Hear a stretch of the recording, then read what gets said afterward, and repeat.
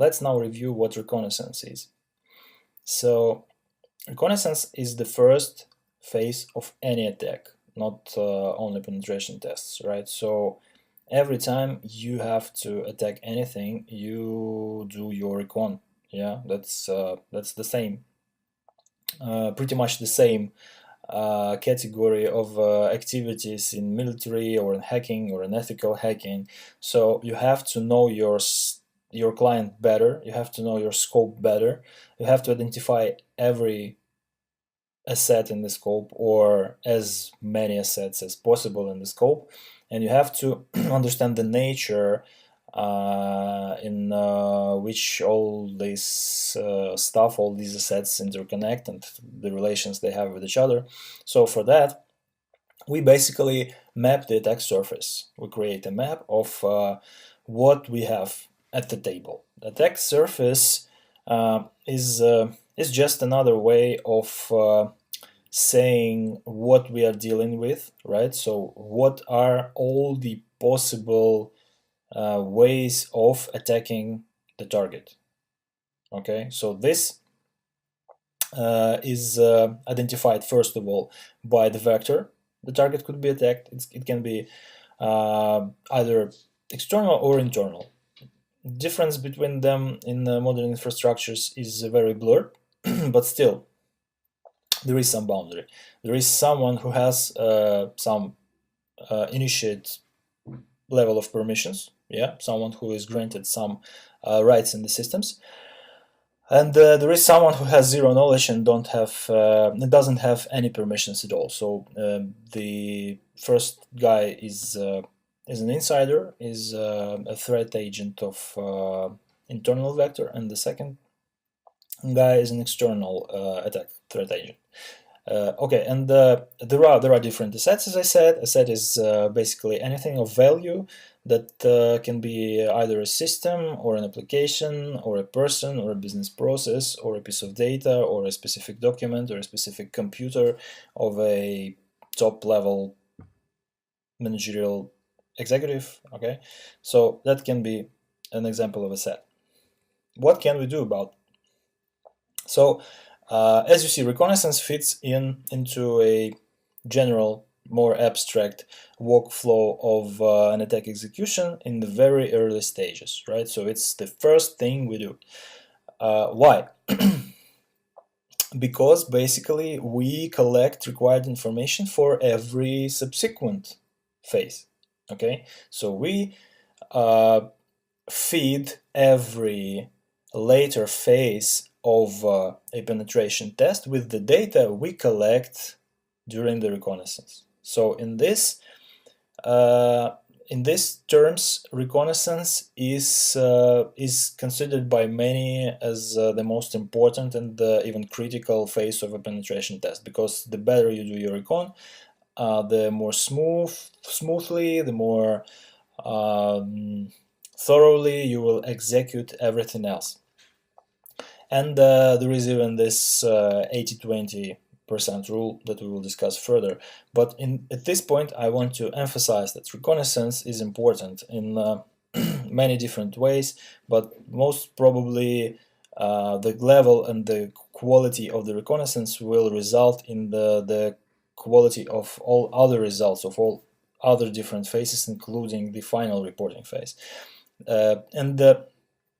It's also very important in terms of resource management, because everything that goes down here, yeah, it's not normally in this strict order, you know. So yeah, we do something, we do some activities, and they naturally fall down into different subsequent phases of a general penetration testing approach.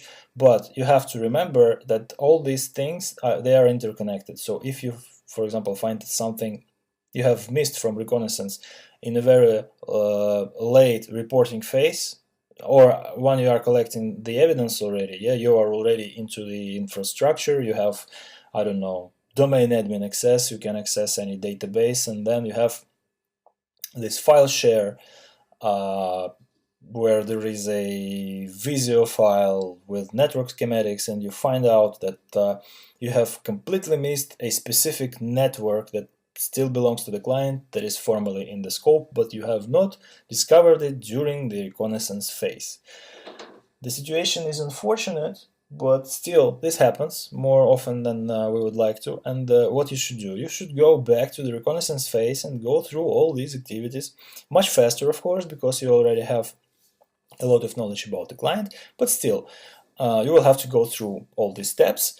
And at the reporting phase, I bet you don't have very much time left. So this is not a thing you want to happen to you, and that's why you have to be very, very thorough during the reconnaissance in order to limit the probability of this situation to the minimum.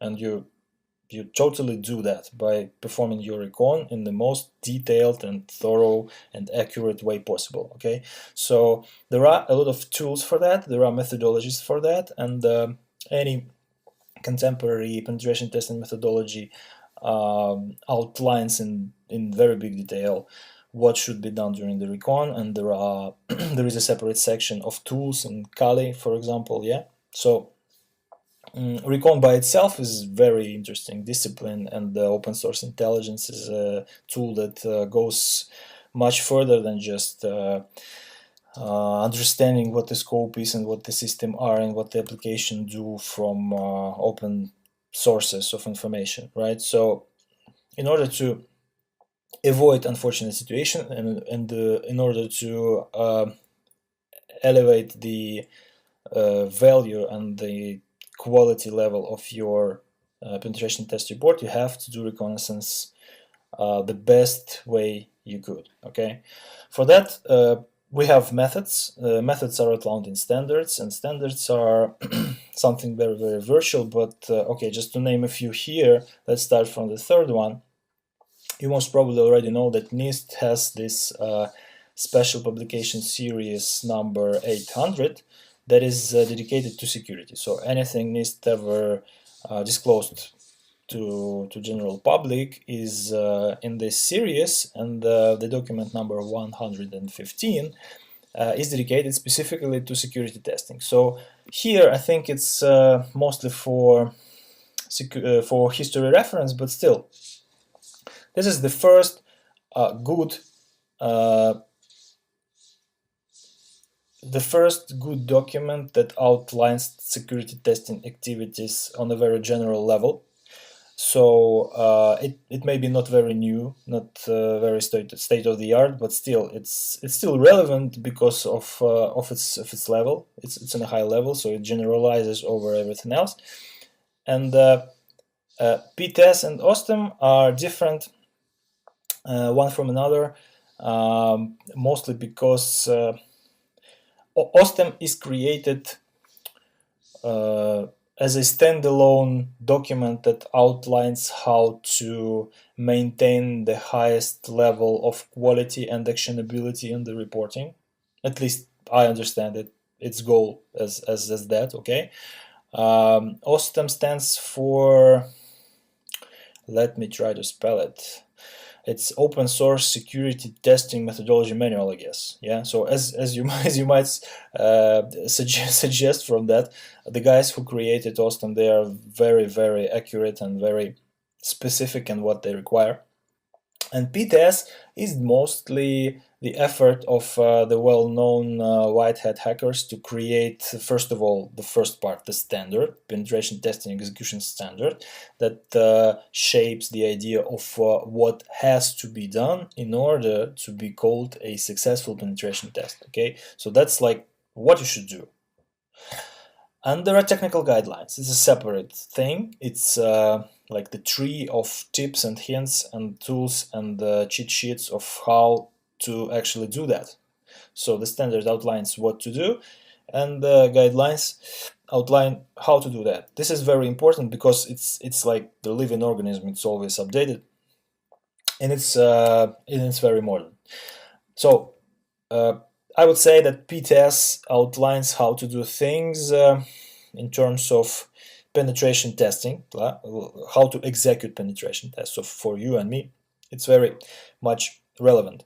And OSTEM it's how to maintain quality. So it's rather very important for people who consume penetration testing services, right? So if I would request a penetration test, I would say, guys, I want you to do something in line with PTS, definitely, but I want to produce the report that could be assessed and certified in terms of OSTEM version 3.